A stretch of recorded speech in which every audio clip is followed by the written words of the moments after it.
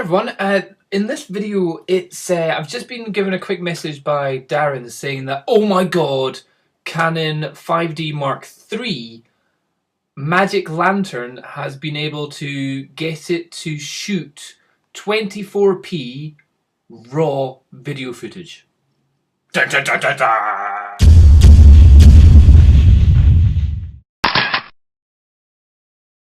I'm still trying to get my head around it. There's a couple of different sites which I'm looking at. Cinema 5D, they're putting up a video just now saying Canon 5D Mark III 24p raw test, and it seems like it's only kind of just happened. They're saying yesterday the developer is working on Magic Lantern. If you don't know what Magic Lantern is, that is a firmware which you can get, which goes onto your memory card, which means you can do so much more stuff in video and in photos with your Canon cameras, and it just rocks so much.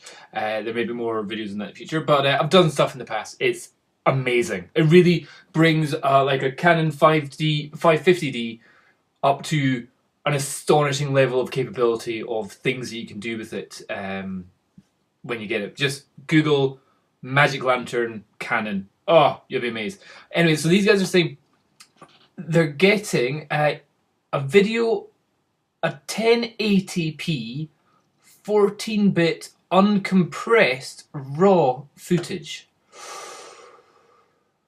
Now, if that's the case, that's very interesting. A, that means a huge amount of extra color information in your files.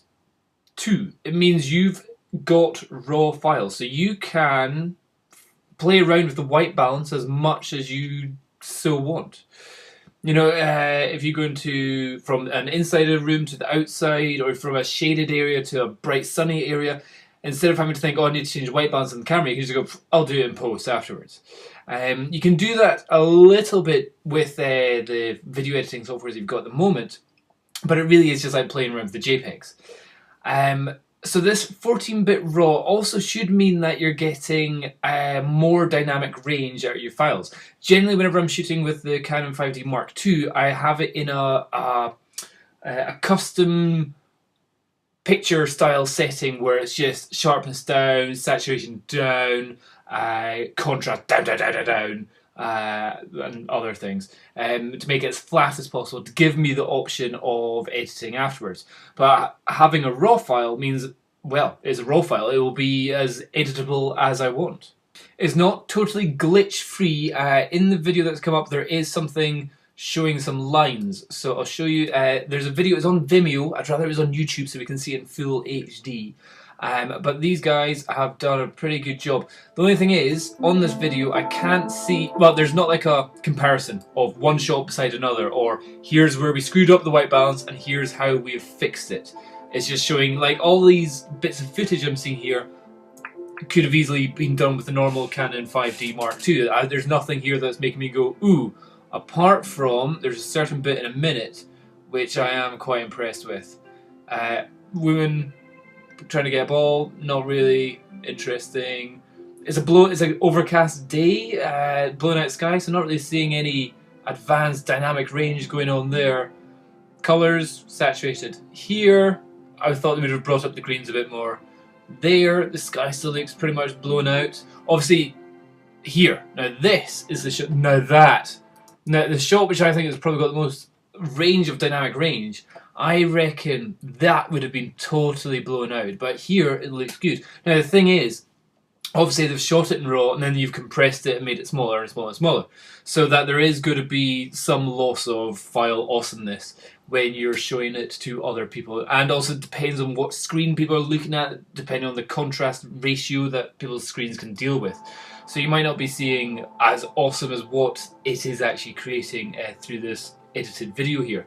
So it'd just be interesting to see a side-by-side comparison of a totally neutered picture setting style in a normal Canon 5D Mark III against this, to see what the range actually is.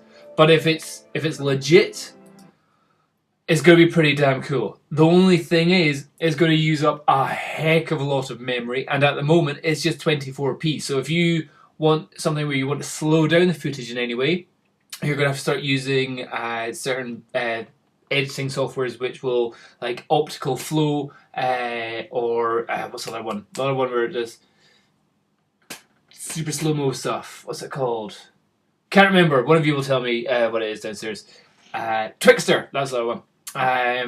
To do the slow, if you want to do any form of slow motion. Like, I normally shoot at 30 frames a second, and I can bring that down to 80% speed. So therefore, it's still at 24 frames a second footage. But shooting at 24p, there's no chance of slowing it down whatsoever. And the file sizes are going to be humongous. Seemingly a 15-minute video footage is going to be a 64 gigabyte memory card. Ouch. That hurts a little bit. So it won't be your average standard shooter that's going to be using this.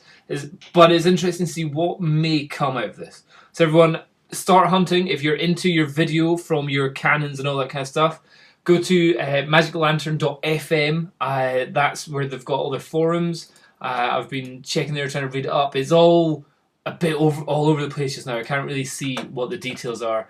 But Cinema 5D, they seem to be the people that have put up a video of it straight away. So go check that out and see what you think, or stick it on your own camera and show me the difference. Cheers. Bye-bye.